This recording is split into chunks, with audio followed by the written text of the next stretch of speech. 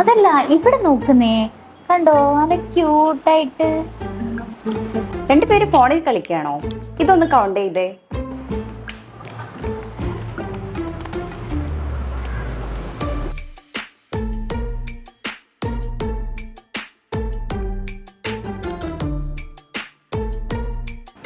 എടാ ഇതിന്റെ ആൻസർ 64, ഇതിന്റെ ആൻസർ 90. നിനക്ക് കിട്ടിയോ?